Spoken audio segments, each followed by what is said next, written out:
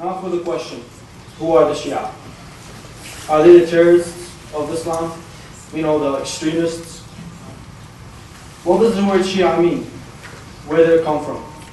To answer all these questions and more, we have a very special guest.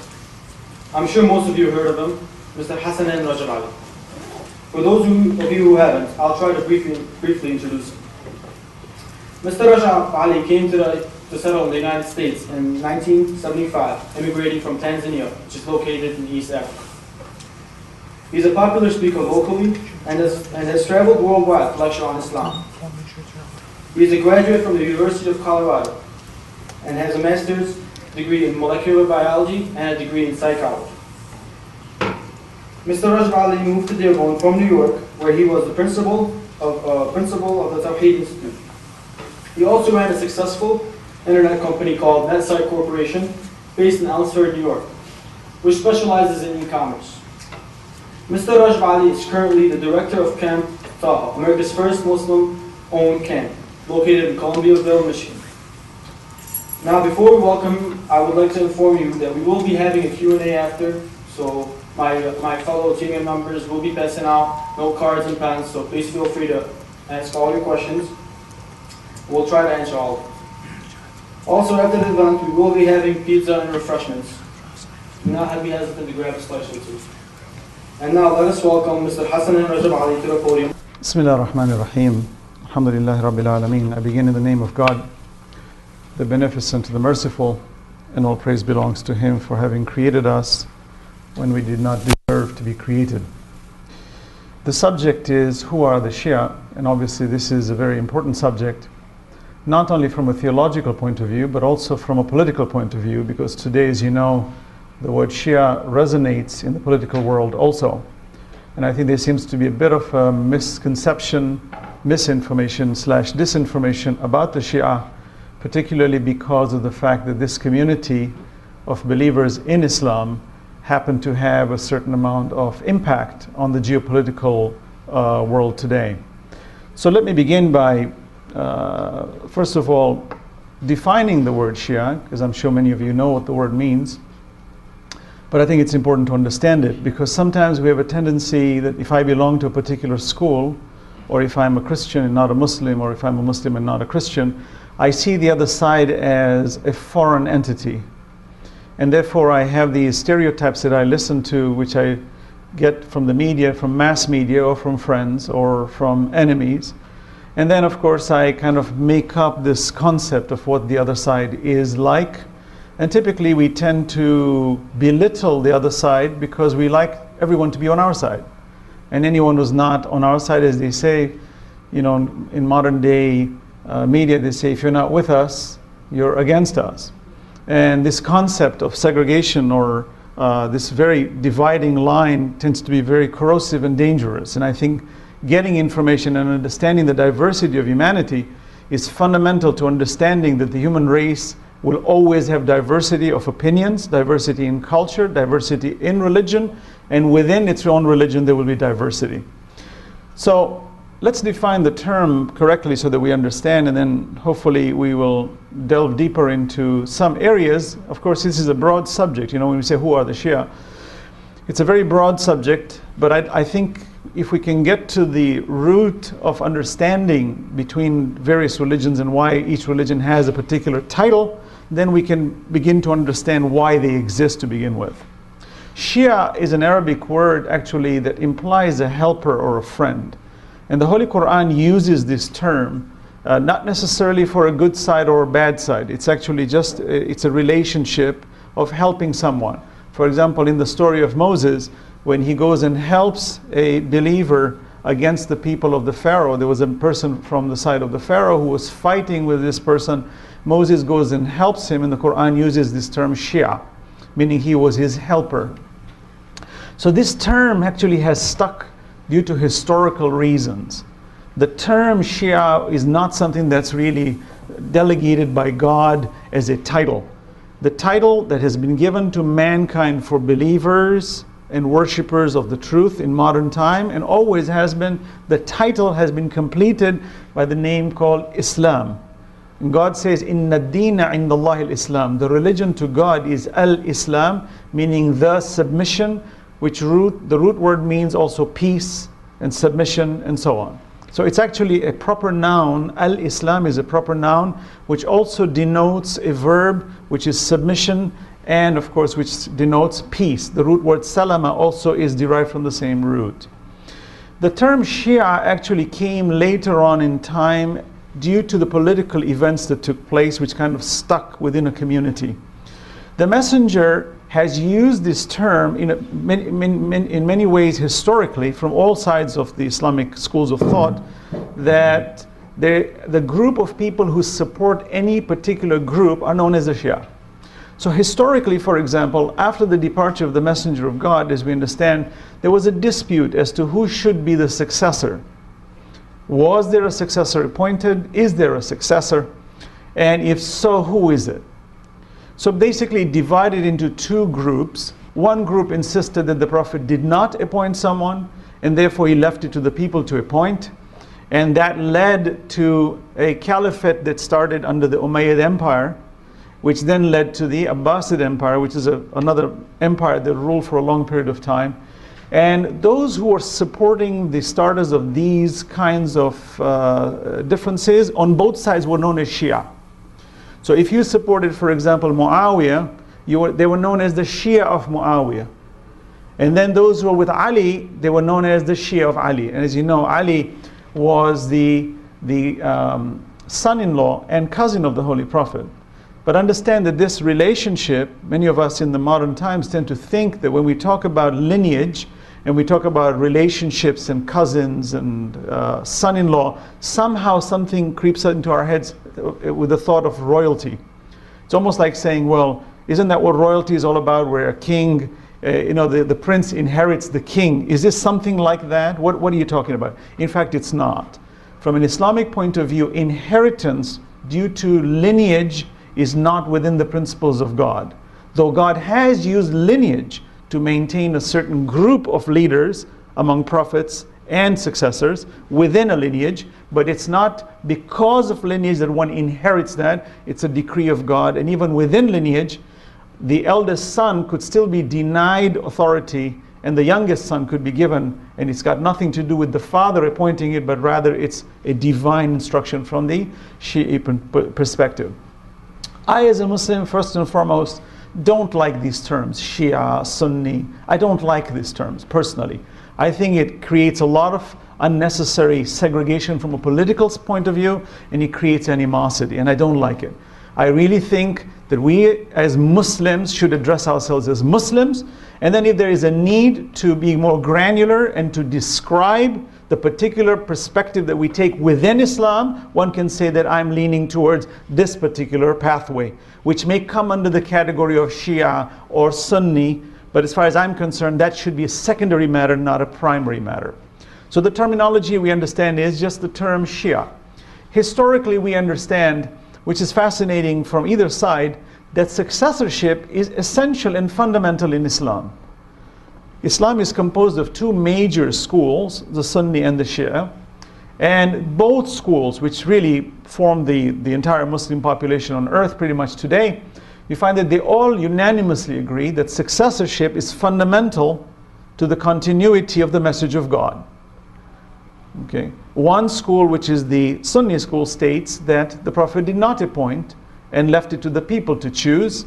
The other school says no, the Prophet cannot leave this world without appointing someone, and the Quran clearly stipulates that there is authority that is supposed to succeed, and that successorship in its fundamental principles must be appointed by a divine authority, either directly from God or from a prophet, and it cannot be given, that authority cannot be distributed among the people. Meaning you cannot do a shura where we have a council of gatherings and then we're going to decide who the next Khalifa is going to be. Now here, the term Khalifa according to the Quran means a successor.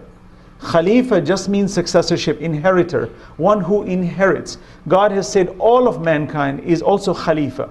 Inni ja'ilun fil ardi Khalifa. I will place on earth an inheritor.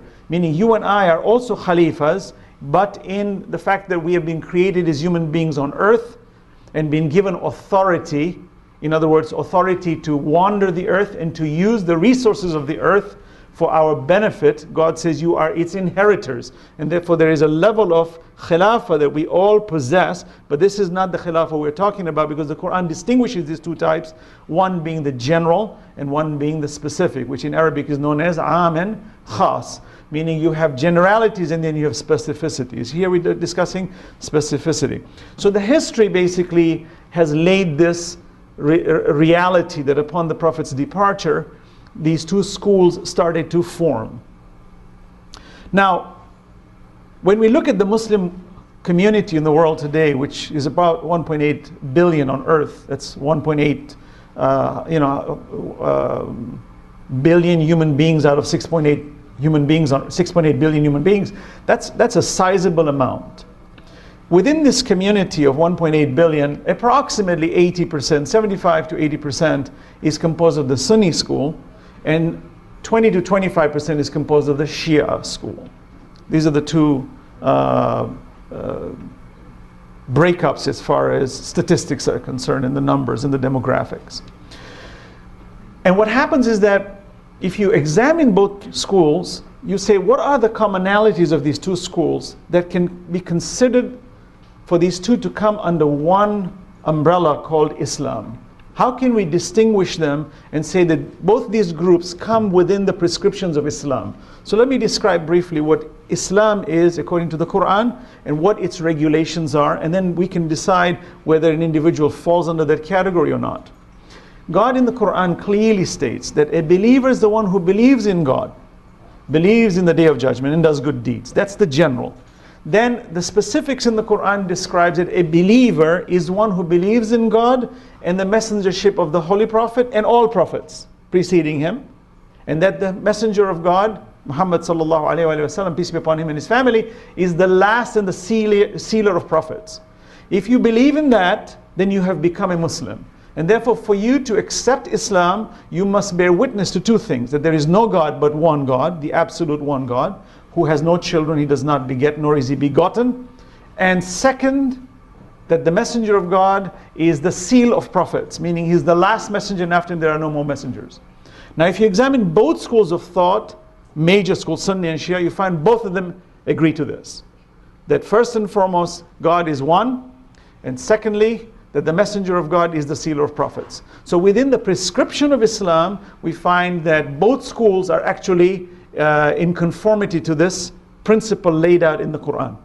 The Quran also states that the book of God, which is the Quran, the Furqan, which is the deciding factor of the do's and don'ts and rights and wrongs, the moral principles of humanity, that it must be accepted as a divine scripture. Well, both schools once again agree that the Quran is an immutable, absolute word of God, and it is infallible in the sense that there's not a single mistake or error in it. There is no additional Quran, there is no other Quran floating around. These kinds of talks about certain groups having a different Quran, I will talk about it, these are attempts to create disunity and division through misinformation and disinformation. And I'd like to address them before I conclude this presentation this evening. So both schools come within this Islamic principle, the belief in God. If you look at Islam as a religion, it's a universal religion. It's the only religion that I know of that addresses by name Jews, Christians, Sabians, the people. It's the only religion in the world that I know of that addresses pretty much the vast majority of the human population within its principles.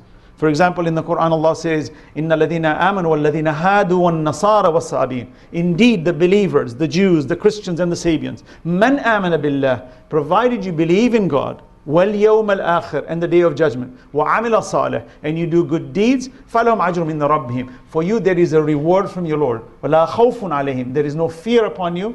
Walahum yahzanun, and you should not worry. Meaning God is addressing the Christians, the Jews, everyone, that you are all within the mercy of God, within His domain, and you've all been given this opportunity to come towards the truth. All human beings, including atheists, are all struggling to come closer to the truth. And therefore the Islamic principle stipulates that the entire human race has been guided and has been given free will to exercise its ability to choose what it wants. And as long as it is cognitive living and able to make choices, it must retain its free will. And the way you would bring a person to the truth, meaning we're all moving in a direction towards greater truth, then what we need to do is we need to invite people to the truth through kind exhortation and wisdom. As the Quran says, "Ud'u ila sabili rabbika bil hikmah." Invite people with wisdom and kind speech. Meaning, I cannot go and say, oh, he's a Sunni, or he's a Shia, or he's a Christian, or he's an atheist, and therefore I have a right now to punish this person, or to beat him, or to kick him, or to fight him, or to take his property away. The Quran forbids such attitude. So it's always fascinating to me, people who commit crimes, when they, bomb people and they kill people in the name of God. It's always fascinating to me. How in the name of God? Which God do you believe in? What kind of a God do you worship? A God who is so venomous that goes around and segregates his own creation and causes chaos and havoc among themselves by his command. That's an absurdity. And it's not even worth worshiping such a God, for you are better off not worshiping. And indeed, such a God does not exist.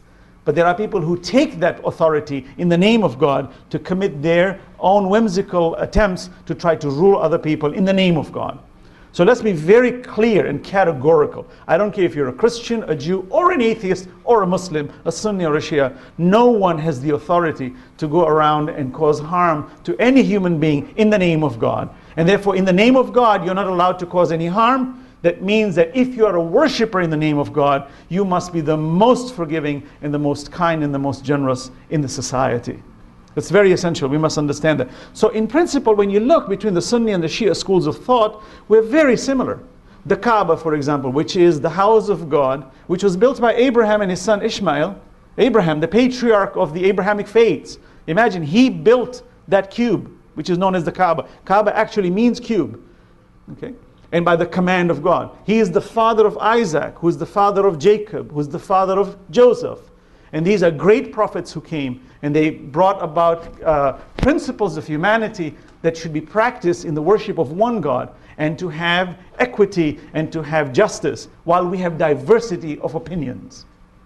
So this is the principle that in Islam, the way I see it as a Muslim, that these are our distinctions. And as long as we're within those prescriptions, then we have to say, with gratitude, that the human race has maintained in a miraculous fashion, as far as I'm concerned, that we have maintained a general principle of goodness within the principles of Islam, particularly, for example. Even Christians. If you look at Christians today, what do Christians typically do? They promote good.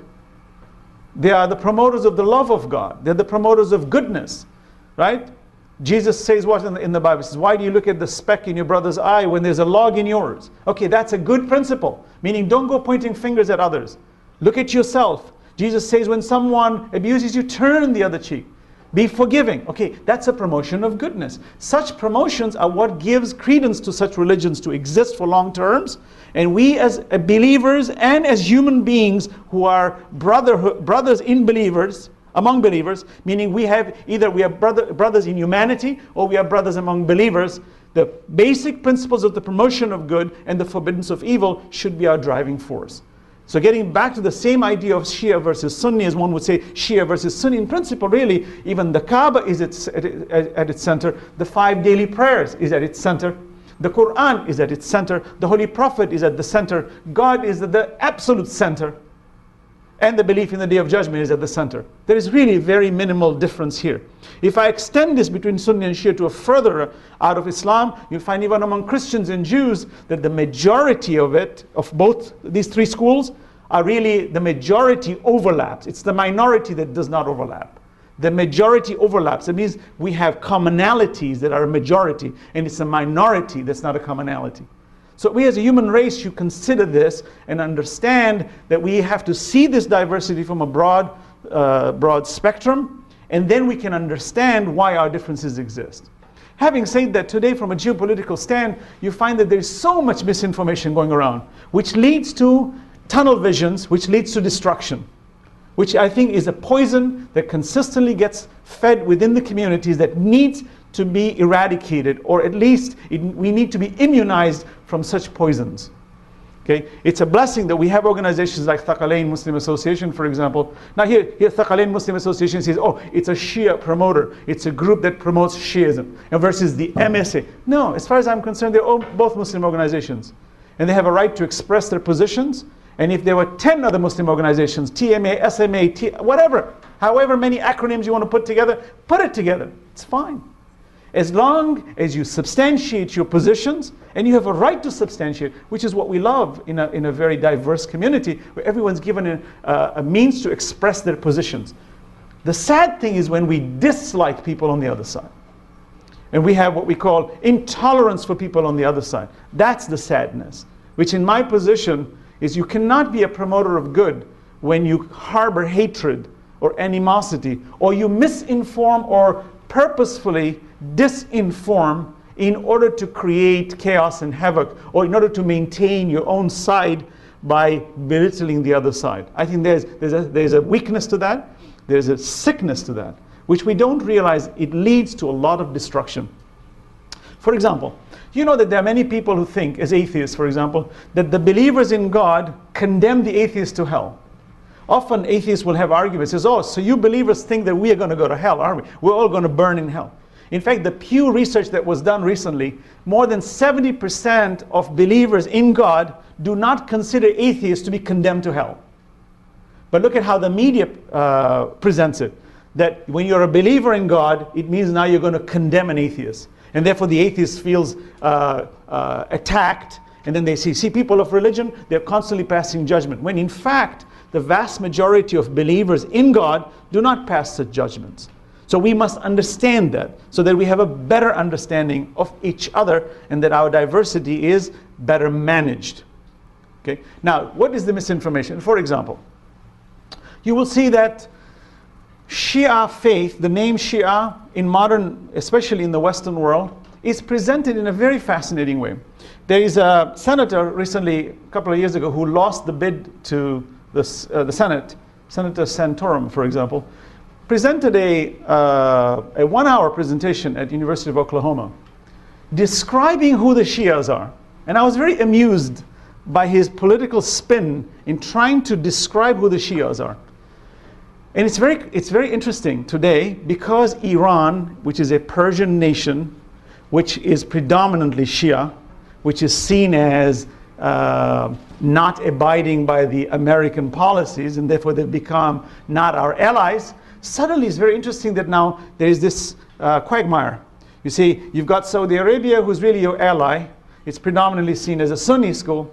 And then you've got this Shia school. You see this group called Iran. And it gets melted down into this geopolitical world. And I'm listening to this senator describing how Shiism started. And it amuses me because, you know, when you become a leader and you become a senator, you would expect at least you do a little bit of your homework before you speak about other people's religions. But here's how he's introducing it. He says Shiism started by the Persians. Because the Persians have had royalty for thousands of years. So upon the Prophet's death, immediately they sort of infiltrated Islam, and they made it into a Persian thing, and they insisted that the son-in-law and the cousin of the Prophet, since he was the closest blood relative of the Prophet, he should be the caliph. The Persians were defeated in the second caliph's period. The Persians were a nemesis within the empires to the Romans, and they were not even defeated in the Prophet's time. And upon the Prophet's departure, the Persians were still in power. In the second caliph's time, the Persians were defeated. And even then it was way established. The caliphate had already been established in principle by that movement. So this idea of spinning these wrong ideas, and then it picks up on CNN, and then it picks up on Fox networks, and they say, oh, the Shias are the Persians. So suddenly the minute this attempt to associate names in a certain political way, so that we can spin ideas, so that we can make the public have a certain instantaneous position that will support our political agendas. And I think that's very, very reckless in public life. For any leader to do that, I don't care if it's a Muslim, Shia versus Sunni, Christian, you talk about Catholics versus Protestants, I don't care. If you start igniting divisions at this level, and then a life gets taken as a result of that foolishness, then we are held responsible for such foolish attitudes. So it's interesting that I see that a person who tries to equate the start of Shi'ism with some Persian movement in a university, in an academic environment, by a man who has been leading a state in a constituency that has been legislating rules within a country. And I'm shocked. I said, wow, we've got a lot of work to do. This is a real problem. Okay? In the name of God, and I make this as a general statement, in the name of God, it is not proper for any group, I don't care even if I'm a Muslim or a Shia, for me to put down another religion in a belligerent way where I'm going to now excite and ignite people's attitudes against the other side. This is not within the prescriptions of God. Sadly, I say this because I see it all over the place. And I say to myself, I said, it's interesting. What happened to academics? What happens to the Quran which says, قُلْ هَاتُوا بُرْهَانَكُمْ إِن كُنْتُمْ صَادِقِينَ? Tell them to bring their proof if they're truthful. Let them put it on the table. Let's be scientific about it. Look how we honor the scientists of the world. We were just listening to a scientist speaking about the brain and how the brain works and the neurons work with the chips and so on. We said, wow. Well, why is that wow? Because they followed protocol. They have a protocol. Now, I don't care if that guy is an Indian, a Muslim, a Christian, a Jew. He's following protocol, and I respect protocol. So if that was an atheist talking, I'd say no problem. It's science being exposed to me, and that's protocol, and I like it. I'm being exposed to the truth, though it comes from an atheist. Right? So what of this? We find that our ideas are not protocol-based, they're more emotionally based, and then we are trying to protect our own agendas. I always feel an individual who tries to belittle the other side without merit has a weakness inherent in their side. That is why they need to belittle the other side. Otherwise, why would you do it? If there is total strength in you, if you're a truthful man, you don't have to go and create trouble among people. You just have to be truthful. It's the trouble that's going to come after you. You're not going to go for trouble. No one's going to come and hit you. I mean, you're not going to go hit people. People are going to come and hit you because you're speaking the truth. A truthful person in any society will never create trouble. Even there's a guy who's pugnacious in nature, who likes to cause fights among people, and he's a troublemaker and always looking for things to create a fight for. You find the good person will always find ways to evade that, to avoid such confrontations. It's the troublemaker who will find every way to corner you and to kill you and to put trouble on you and to burden you and burden your family and to destroy you. But a worshiper in God who knows the other side is definitely wrong. In fact, the other side is actually preaching venomous ideas. Even then, a believer in God does not embark on moving towards that enemy by hitting them or by writing false ideas about their other side. It's impossible. It doesn't make sense to me.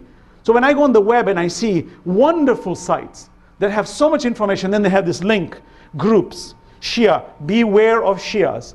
What is this now? I said, wow, look at this site. So much work has been done. It's so beautiful, the amount of work that has been done to educate the community about the principles of Islam. And then suddenly this little poison pill has to be sitting there. And you press on it. I said, well, if I was on that side, would I be doing such a thing? Do I have to warn you? Hasn't your mind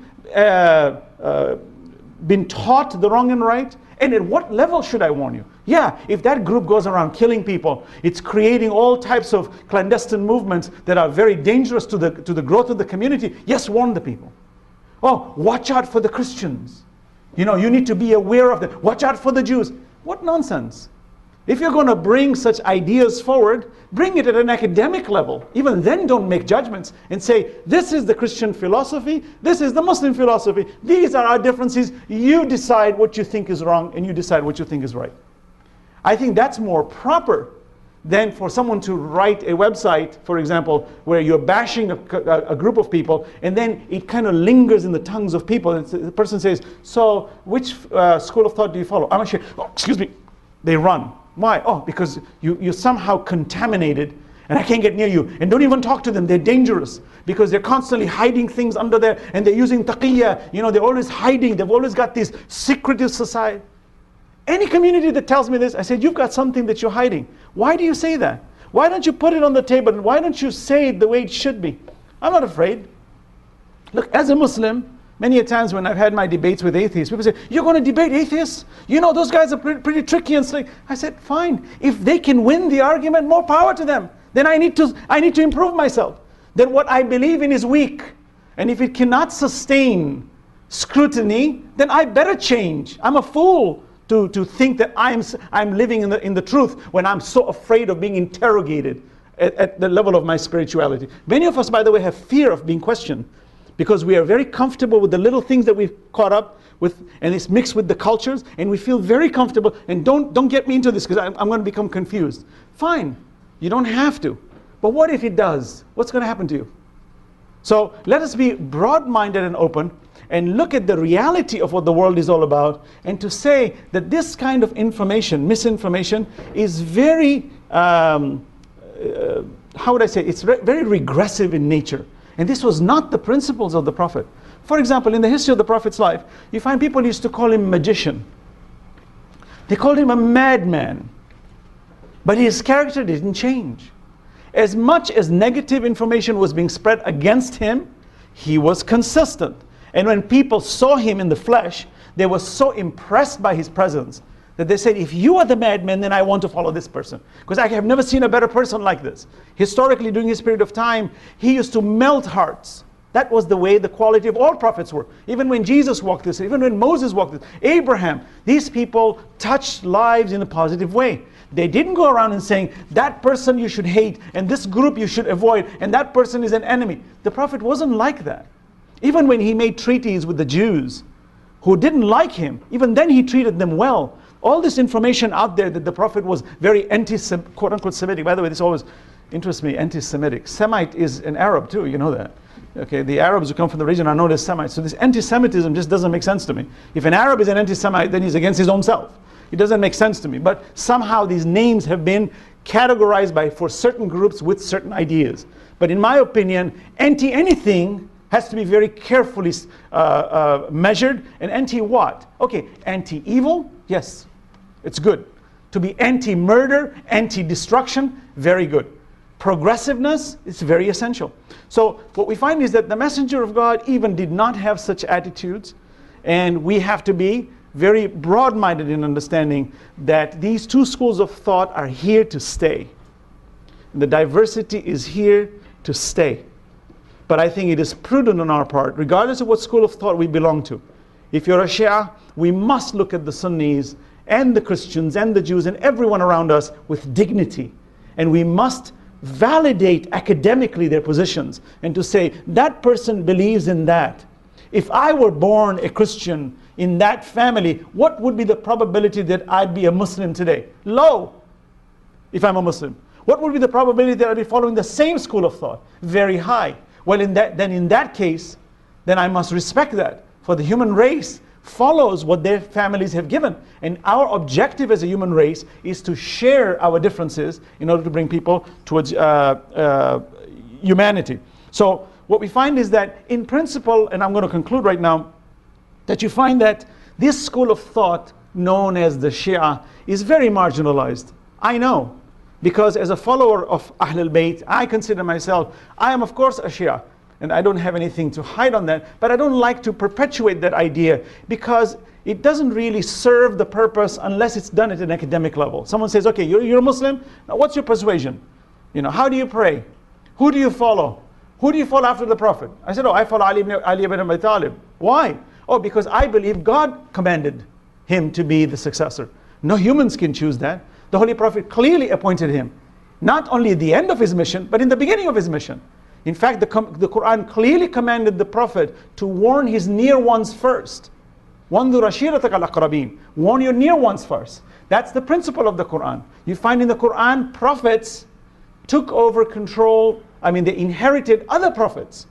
They were inherited by other prophets. The Quran mentions that unanimously. You find Solomon inherited David.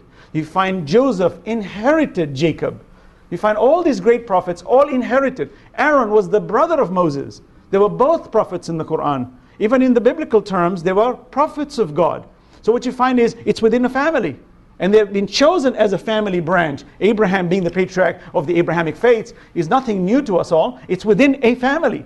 So it's not royalty per se, it's divinely ordained within a family. And therefore, from that position, you find that God had to have appointed succession to Muhammad, says that it was expedient, it was extremely essential that a leader be established upon the Prophet's departure, because Islam was nascent in its stages, meaning it was just being established. Many people who were pagans, who were idol worshippers, had just become Muslims, and their faith was very weak.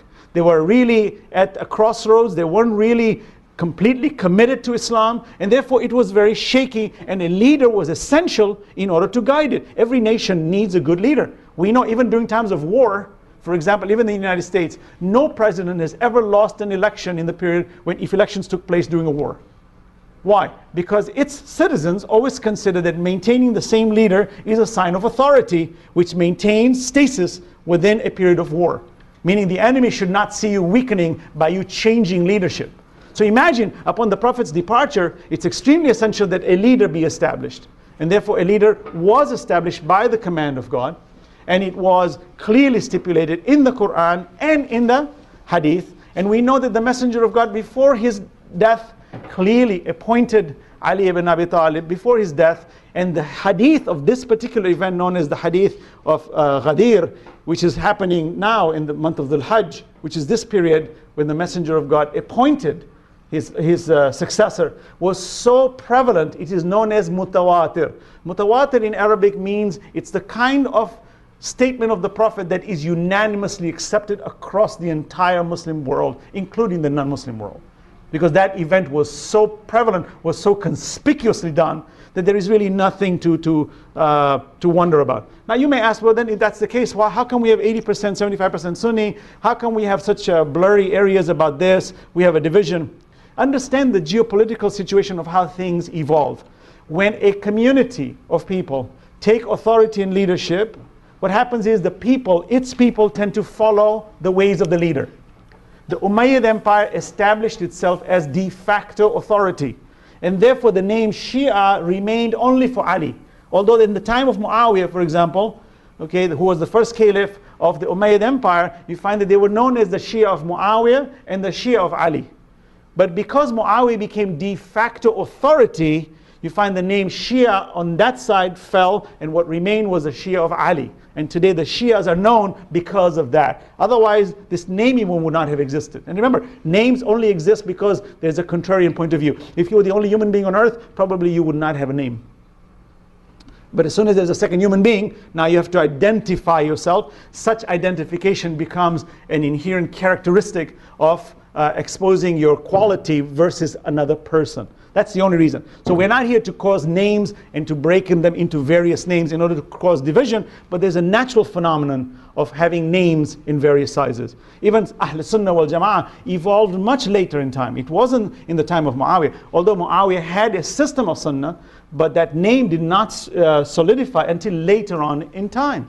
So what we find is that because the Umayyad Empire became the de facto empire, which ruled for almost 90 years, which was then taken over by the Abbasid Empire, which was once again ruling for a long period of time, they all proclaimed and maintained the caliphate according to this Sunni school of thought, and therefore it became prevalent in that community that more people would follow that. Now if you look at the world today, demographics, and I'll conclude on this, if you look at the Middle East, the Shia and Sunni population is very close to almost 50-50, maybe 60-40, Sunni Shia, in the Middle East. When you go further out of the Middle East, you find the ratios change drastically. Indonesia, if you go to any areas outside of the Middle East, you'll find that the vast majority tend to be Sunni. Why is that? But what happens is they tend to follow whoever is in command at the central authority, and therefore they tend to follow. You examine today in the Christian world, you find the majority of the people among Christians are Catholics. Why? Because the Catholics ruled for the longest period of time, and therefore they are a majority. The Protestant faith started later on in time. The United States, for example, has more Protestants. But still, Catholics are a majority on earth. Why are they majority? If you ask a Protestant, they'll tell you historically this is because they ruled for the longest period of time, and therefore people followed that particular school and particular ideology. So in conclusion, it doesn't make one school right over the other because of majority versus minority. We're not here to debate the majority issue, but we're here to understand the demographics of why these two schools of thought exist and what do they actually imply. I hope I've made some headway into this and hopefully do justice to the subject. This is a very broad subject, obviously. which requires a lot of discussion. But nonetheless, I think it's important for us to understand that we have to, from whichever school of thought we belong to, we must have, and I'm concluding on this, we must have a broad vision to understand and respect diversity. I always say this, and I'll conclude on this: God is the one who created us all. He has authority over the entire universe. He owns the universe. And many a times you and I think, I need to go and do God's work and make everyone follow my way. Everyone should follow my way because I want to do God's work. Because God told me, make everyone follow the truth according to what you think. And I always smile about that. I said, God could have done it himself. And even you and I going around cannot make everyone to follow our way. Then what is the real mission behind it? Diversity is here to stay. And you and I better accept it and understand that difference of opinion, even among identical twins, is never the same for everything. And that's here to stay. So let's learn to agree to disagree agreeably. Thank you very much. Assalamu alaikum.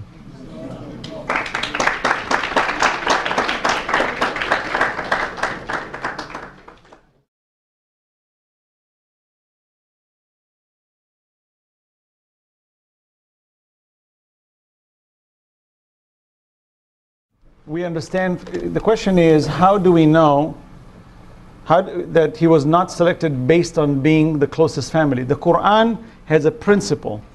Allah says, مَنْ ذَا الَّذِي يَشْفَعُ عِنْدَهُ إِلَّا بِإِذْنِهِ. Who can intercede on behalf of God except by his permission? One. Number two, when you read the Quranic verses, from all points of view as far as leadership is concerned, it's very clear that it has to be appointed, though he is the closest blood relative. Let me give you an example and hopefully I'll drive this home. Moses, as a prophet, Musa alayhi salam, when he was born in a very difficult period, because you will find that the Pharaoh was killing the firstborn because he knew through the soothsayers that there will be a firstborn who will come and destroy him. And the Pharaoh, in his arrogant attitude, said, I will stop that. So he started killing the firstborn. And it happened that Moses was one of the firstborn. So God says, I will protect Moses, he said to his mother, and said, take this little child of yours, put him in a basket, and leave him in the Nile River, and I will guide it. And it was guided to the house of the Pharaoh, and as you know, the Pharaoh ends up raising him. So this is a great chosen being. We're not talking about an ordinary person here. We're talking about an incredibly great person. Not like somebody, many years later suddenly had a vision in God, and then suddenly God says, okay, come on, you're my representative. No. From birth, God has chosen him. To the point where that basket could have so many potential movements, yet God drives it to the banks of the house of the Pharaoh. And the wife of the Pharaoh sees it and takes it in as her own. This is the same Pharaoh who wanted to kill everyone, correct? All the firstborn. This is Moses who's born under his own house. This Moses now has grown older and has now reached maturity, and God is talking to him now on the mountain and says, Musa, idhab ila Fir'aun, innahu tagha. Go to Fir'aun, go to the Pharaoh. He has exceeded the bounds. So God has commanded Moses to do the job. The command is on. Yet even then Moses realized that for me to go to the Pharaoh, I need help. I need a supporter. You see? Now you would think logically that a prophet who's been chosen from birth, who God spoke to directly, who is so revered by God, that he's protected, given all kinds of miracles, it's a no-brainer that this guy is 100% on the good side of God. Does he now say, okay, Aaron, you're my brother, come on, let's go, we're going to go out to Pharaoh, and we're going to tell him that he's on the wrong side, and let's bring him to the right path. No. Moses in the Quran says, وَجْعَلْنِي وَزِيرًا مِنْ أَهْلِ هَارُونَ أَخِي. Make my brother my supporter. Look, Moses is the prophet of God. Even then, he can't appoint. Even then, he doesn't appoint. He's a prophet of God. He doesn't appoint. He says to God, make my brother Aaron, who's a prophet also, make him my helper, and let us the two go. And God accepts it. So what is the principle in the Quran? That though Moses and Aaron are brothers, even then, they're from the same mother. Even then, you find Quran states, this is a prophet. This is a great prophet. Look, even he doesn't appoint without my command. So then what of successorship? We need to think that way, and we'll understand how important authority from God is, and from these points. Why do the Shia have a negative something? Oh, I can't read it. Connotation towards Abu Bakr Siddiq and Aisha when they were the Prophet's close companions. Wouldn't Rasulullah know better than us? Very good question. Excellent question. Having a negative connotation has to have validity. If it is not substantive, in other words, for me to dislike somebody on the opposite side because they happen to follow someone I don't like, there is no authority for such an individual to have such hatred. To have negative connotation here, okay, to exercise this negativity has to be highly conditional. Let me give you an example. We're talking about Abu Bakr, who was the first caliph, meaning he took the caliphate when in fact from the Shia point of view, Ali should have been the successor, right? So now you have a dispute. So let me give you an example of how the very man whose authority God gave was taken from him. What did he say? And how did he behave? And this is really a lesson that we all need to learn. Whether we're Sunni or Shia, we need to learn this lesson from this angle. You find that there was a man from the children of Israel, Bani Israel, who came to him and said, look, your prophet just died and you guys are already disputing about who's the successor. Basically trying to get him excited. And Imam Ali, who is now the authority of God from a divine prescription, he is the authority of God, says to him that we Muslims are united. We believe in one God. We worship, our prayers are intact. Our Quran is intact. Our belief in the oneness of God is intact. Leave us alone. He doesn't go around and say, no, you're right, let's get together and let's fight it out and let's hash it. What is Imam saying? That although the caliphate has been taken, our objective as Muslims is to protect the principles of Islam. The difference of opinion, we can talk about it. It is very clear that Abu Bakr was definitely a companion of the Prophet, but Sahaba understand one thing. Within the principles of Islam, and this is something very important for us all to understand, that just because somebody inherits the title Sahaba, it doesn't necessarily make him right or wrong. So if I say, for example, he was a Sahaba of the Prophet, it doesn't mean anything. Sahaba in Arabic, Sahaba in Arabic means a person who is in close proximity to you, the one who's living by you, the one who met you, the one who sat next to you. For example, you find Joseph, a great prophet in the Quran, is imprisoned. He is now with two prisoners with him. Both these prisoners were disbelievers. They did not worship God. Both of them. Yet you find Joseph addresses them as Ya Sahib as-Sijn. Oh, my companions in prison.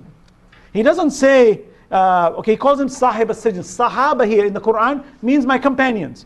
You find in the Quran, God mentions people who will enter hell. Ulaika ashabun nar. They are the companions of hell.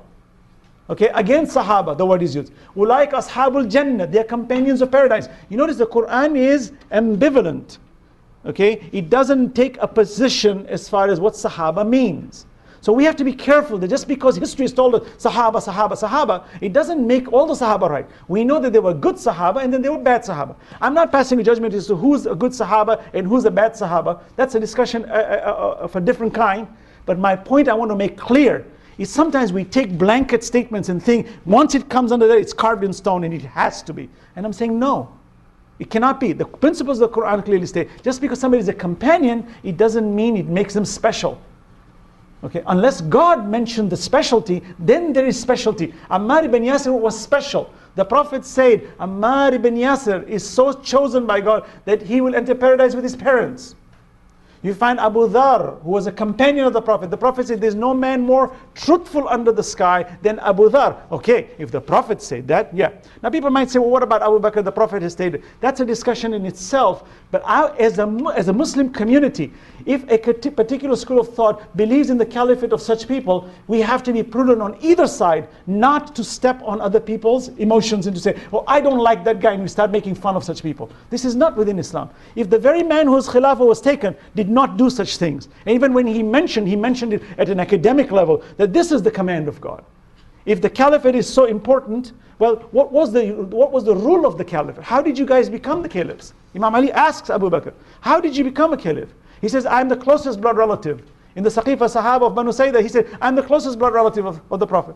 And I am of the Quraysh. Imam says, I'm closer. And I'm not only Quraysh, I'm Banu Hashim within Quraysh. And the Prophet chose me. So these are the academic discussions. But for me to pass judgment and hatred and condemnation, for example, say, oh, he's going to go to hell. So those killers are going to go to hell. I said, who told you this? There is a beautiful story of the Holy Prophet burying a human being, one of the followers, one of his own Sahaba. Here's a Sahaba once again. After he's buried, his mother or his wife started making comments, oh, I can see him in paradise. So the Prophet says, how do you know that? He says, well, Prophet, you're a prophet of God. You buried him. You prayed for him. You stood in front of his grave. He has to go to paradise. The Prophet says, no, you can't say that. Did God tell you that? Who told you this? Are you the master of the day of judgment? Or is God the master of the day of judgment? Who allowed you to pass such a judgment? That's a beautiful story, because now I can see a Christian, I can see a Sunni, I can see a Shia, I can see an atheist. Can I say this person's going to go to hell? God says, who are you to pass a judgment? You don't know where you are going. How did you know where this guy's going? Who told you this? Did someone tell you this? Did it come from God? Did it say in the Quran that you're going to go to hell or heaven? Okay, Abu Lahab is going to go to hell because the Quran says it. His wife is going to go to hell because the Quran said it. You want to say it? Say it.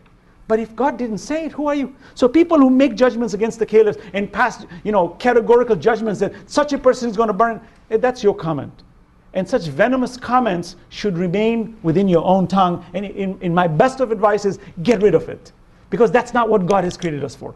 Allah did not create us to go around condemning and creating venomous attacks against people because of that. Those who follow the caliphs, in my opinion, have a good intention of following. In their minds, they really think that these people are truly designated in their ways.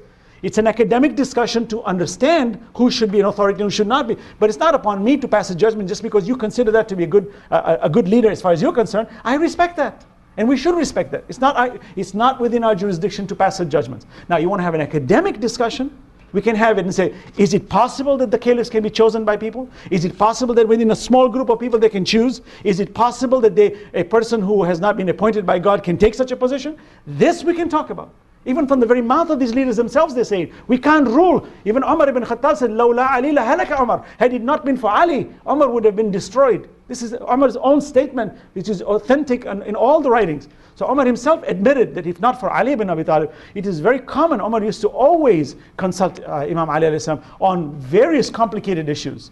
Various complicated issues. Let's talk at that level and not pass judgment and hatred for each other. What we need to do, even Imam Ahmad ibn Hanbal, who is one of the leaders of the four schools of Ahl Sunnah wal Jama'ah, says that your love for Ahlul Bayt is essential. It's fundamental. And if you do not promote that love, you are not a Muslim. Now, where did he get that from? It's in the Quran. It's in the Hadith. Okay, then we are all the same. In principle, we are the same. That Sunni and Shia both are being promoted by God to go towards the commands of God and His Prophet. And what did the Prophet say? He says, you must get close to my near ones, period. As far as the wife of the Prophet, historically the Prophet had many wives. He had 9 to 11 wives, right? More than that. How come the other wives are not being mentioned? Why is only Aisha being mentioned all the time? With due respect to her, why is she the only one mentioned? Did the other wives, they're not good? And people say, well, look, they were Ummul Mu'mineen. I said, they were all Ummul Mu'mineen. They were all mothers of the believers. By the way, why they call Ummul Mu'mineen? People think, oh, she's the mother, meaning she's got greater authority. No. In Surah Al-Ahzab, God says, وَأَزْوَاجُ أُمَّهَاتُهُمْ, the wives are like their mothers, implying you cannot marry them. Once they're married to the Prophet, forbidden for any human being to marry them after that. That's why they become like your mothers. The next verse in the Quran, in the same Surah Al-Ahzab, the 33rd chapter, God says the right of the child from the womb supersedes all. And if we were to consider the wives of the Prophet to be our mothers, then the Prophet should be our father. It's logical, it's rational. Yet the Quran says, مَا كَانَ مُحَمَّدٍ أَبَا أَحَدٍ مِّن رِجَالِكُمْ. The Prophet is not your father. وَلَكِنْ رَسُولُ اللَّهِ. Rather, he is the messenger of God. So that means that if the wives were to be our mothers, then the messenger should be our fathers. God teaches us in a logical fashion that don't think that because we call the wives of the Prophet mothers of the believers, it means they are your mothers. It just means you cannot marry them. Now, do they inherit immunity? Do they have instantaneous immunity because they married the Prophet? Well, let's go to the Quran. The Quran in Surah Al-Tahrim, the prohibition, you find God clearly shows two great prophets Both their wives entered hell. Will enter hell on Judgment Day. Now, am I making a judgment of this wife? No, not at all. But let us understand the principles that there are good wives, bad wives, medium wives. We all have them. And that's the principle within Islam. No one's passing a judgment as to which wife is going to go to heaven, which wife is going to go to hell. The point is, let us not try to take immunity by saying, because she's the wife of the Prophet, or any of them are wives of the Prophet, including Khadija, that suddenly now they get natural immunity. The Prophet said very clearly, Khadija and I will be in paradise together. The Messenger of God stated this unanimously. Every school of thought agrees that. Now, were the other wives bad or good? I'm not here to pass judgment. What we're here to understand is, this is the principle from the Quran, that even though you're a wife of the Prophet, that doesn't give you natural immunity. For you find ضرب الله مثلا للذين كفروا امرأة نوح وامرأة لوط كانت تحت عبدين من عبادنا صالحين فخانتاهما. An example of two servants of God who had two wives. وَقِيلَ ادْخُلَ النَّارَ مَعَ الدَّاخِلِينَ. And on Judgment Day, because they disobeyed the prophets, because they were so difficult, God says, and they will be told to enter hell. What happens to the rest of the wives? Only Allah knows. Our obligation is to search the truth and find the best balance and to respect them. Imam Ali alayhi salam, after he defeated Aisha in the battle of the camel, he respected her. He did not belittle her. He respected her. He didn't even enter the tent where she was. He sent her own brother, Muhammad ibn Abu Bakr, okay, who went in. Why? Because it was the honor to be given to the wife of the Prophet. When she was taken back to Medina, Imam Ali brought her back with dignity, took her to her house with dignity, though he defeated her in the battle of the camel in Basra. Even then you find Imam Ali respected her. That's the principle we should follow. Anybody want to ask a question? There's a lot of written questions here. You say that Islam was nascent in the 7th century. Isn't there a belief among Muslims that even Adam was a Muslim? Clearly, all prophets of God were Muslims. Quran states that Adam was the first Muslim on earth as a human being, and all prophets were Muslims. Hanifan Musliman. There was no such thing as Christianity, Judaism, Hinduism, Buddhism. These all were given names in their own various ways. As far as Islam is concerned, all prophets were Muslims. So Islam is not a new religion that just got completed 14 centuries ago, or in the 7th century. That's not true. Islam got completed as a law of God 14 centuries ago. But when did the law start? When Adam was created. So the laws of God on earth for mankind started with Adam, and therefore Adam was the first prophet, was the first Muslim on earth, and they were all Muslims. Muslims means what? They were submissive, and they promoted oneness of God. Even if you find, Jesus says himself, right? Why callest thou me good? There is none good but that which sent me. If you read in the Testament, you find one of the most powerful statements that was made in the entire Bible. Ask any Christian, any theologian will tell you, hear ye Israel, your Lord is one. This is a famous statement in the Bible. Hear ye Israel, understand, your Lord is one. Well, that's the principle of all prophets. Every prophet came to speak about one God. Unity in one God. One absolute God. And that's the principle. Anybody had? Yes. If Muhammad was the last prophet, why was a successor needed? Like, no one else was going to speak the word of God, so why did they need a successor? Excellent question. Thank you for asking.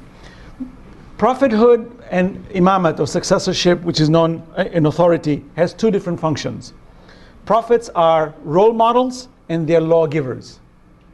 So the main fundamental principle of prophets in Islam, I know in the Judeo-Christian idea, prophets have other duties also, which Islamic prophets too, by the way. We're the same prophets, by the way. We share the same prophets. But their obligation was to bring the law. When Jesus, for example, was born, one of the miracles in the Quran, Jesus did not declare his authority according to the biblical version. He was in his 30s. According to Islam, he declared his prophethood as upon birth. As soon as he was born, he says, قَالَ إِنِّي عَبْدُ اللَّهِ. He said, I am a servant of God. آتَانِي الْكِتَابِ. I have been given the book. وَجَعَلَنِي نَبِيًّا. And I have been made a prophet. وَجَعَلَنِي مُبَارَكًا أَيْنَمَا كُنْتَ. And I bring good news wherever I am. I am blessed wherever I go. وَجَعَلَنِي مُبَارَكًا. I've been made blessed wherever I go. And I've been made kind to my mother. وَبَرًّا بِوَالِدَتِي. I've been made kind to my mother. You find all prophets came to deliver the law. So here Jesus himself says, I've been given the law. Which is the law? What we call the Injil, which in modern terms is called the Bible. You find Moses was given the Torah. You see, Abraham was also given a scripture. Okay, you find that certain prophets were given scriptures, others were not given scriptures. So in Islam, 124,000 prophets were sent on earth, and every continent on earth had a prophet of someone. Because the Quran states every community has been guided. So that's the guidance factor. When the religion of God gets completed, now it requires explanation for its practice.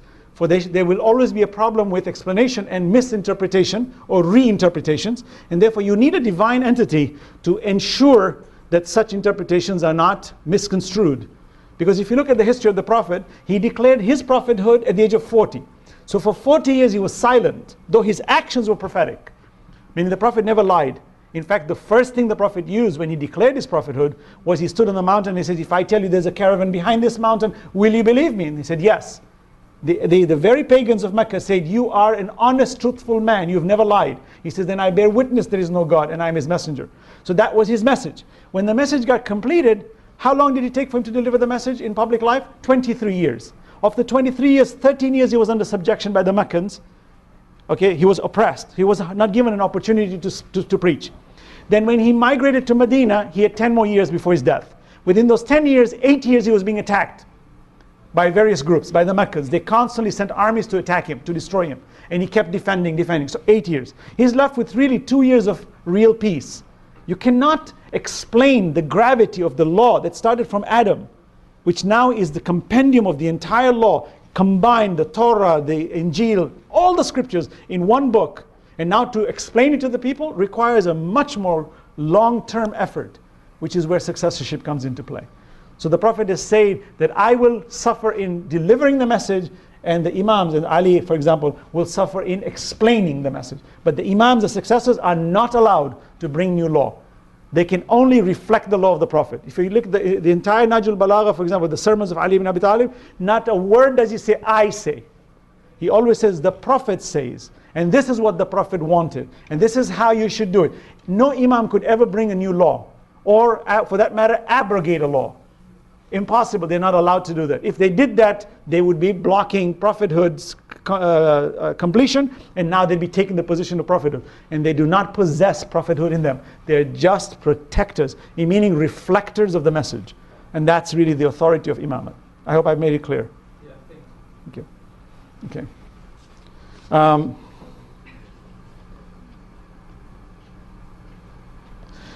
Where would the senator get false information about Shia practices starting with Persian? Who knows? Maybe he was on the street talking to some extremists and said, hey, let's talk about the Shia. I don't know.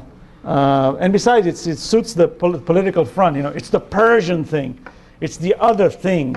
And that's the group that's very dangerous in the world today. So we have to watch out for them. Okay, you start this movement. And then the next thing you know, a poor innocent guy gets killed because his name starts with an S. You know, and it's like 9/11, right? After 9/11, what did they say? Oh, yeah, you know, these Muslims, they're the ones who wear the white turbans.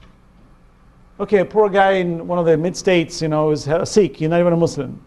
The poor guy wears a turban because that's his religion. His religion tells him to wear a turban. Some guy from far shoots him, kills him. The poor guy wasn't even a Muslim. That's how dangerous misinformation, disinformation is. You find wars, battles, killings take place because people are ignorant of each other. And I always give this example, and we must think about this carefully, because we need to be prudent as human beings on this earth, and especially as believers on this earth. You know, you and I could be sitting, and I've given this example recently. I spoke at University of Oklahoma, and you can see this, you know, the community is beautiful, wonderful people. I don't care if you're white, you're black, you're Christian, I don't care. It's a beautiful community that we live in. This world is a wonderful community. That's critical for us. Look at this example. Imagine we're sitting in New York City train, right? The train is composed of a cosmopolitan community. Literally. There's a black person, a white person, rich person, poor person, clean person, dirty person, Muslim, Christian, Jew, atheist. Everything you can imagine is in one train. And everybody's looking at each other. Don't look at each other, right? You're not supposed to look at each other. What you're looking at, right? People say, okay, so don't look. So I'm a stranger, you're a stranger. Don't even get near me.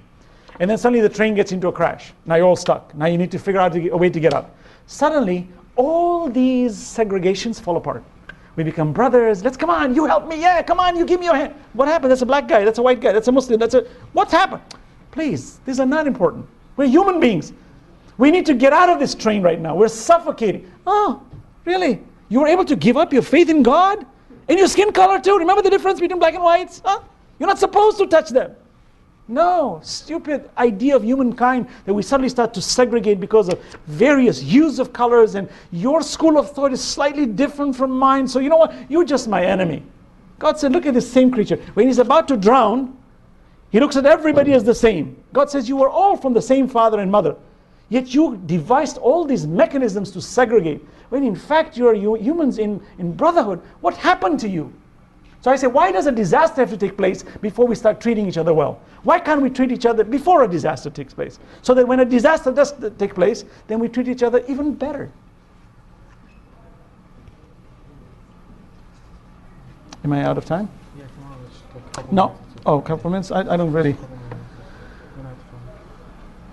What are the difference in thought about the Mahdi? You know, the Mahdi concept, the one who will come and establish justice, is a universal principle among all religions. Even Hindus believe in some kind of a person who's going to come and establish justice and equity.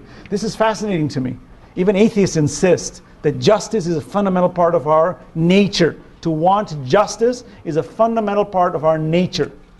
Okay? And God speaks in the Quran, and in biblical terms too, that there will come His promise, where this earth shall be reversed from the point of view that the predominance of evil will become a minority and the predominance of good will become the status quo and the standard. And that requires leadership, divine leadership, because the complications of establishing such a united front will require divine authority, which is the concept of the Mahdi. Christians believe in the second coming of Christ. The Jews are waiting for the Messiah to come. The Muslims, Sunni and Shia, both agree that the Mahdi will come. In fact, both schools of thought agree that the Mahdi will come from the loins of Ali and Fatima. Fatima, as you know, was the daughter of the Holy Prophet, peace be upon her, and her family. And Ali, as you know, was the husband. And he was, of course, the father of all the Imams for the Shi'ah, the ones who are appointed by God. So you find even both schools of thought do not dispute the fact that the Mahdi will come from that person. And he will come and establish justice. The two schools' difference is Sunnis believe that he's probably not born yet, will be born. The Shias believe he's already been born and he's been in occultation for 12 centuries. And he is on earth among us, waiting for the command of God to reappear to establish justice on earth. I hope I make sense. Yeah, as you know, the TMA is having this fundraising dinner. MashaAllah, I know the TMA group does fantastic work and tries to educate the community. And they, as you know, they're doing a fundraising dinner. I think it's essential, all of us, that we always support good organizations. Any organization that tries to broaden our vision, not narrow our vision, but broaden our vision, should be supported. And I don't care what community it is. It could even be a non-Muslim community. If they're working to broaden vision, we must go there and support. But charity always begins at home. And so those of us who understand the dynamics of how we as Muslims living in this Western society need to reach out to the world to inform them the proper message, I think it's essential that we support such organizations. So I definitely am with it. And I hope, yes, brother, I think this is the final question, then we'll end. You just mentioned that application for quite some time. Do we need an application? Do we need the right of Imam Mahdi? Do we need it? It's God's decree. Just like the same, do we need 2 eyes and not 3 eyes? It's God's decree. It's what is best. So the question is, do we need it?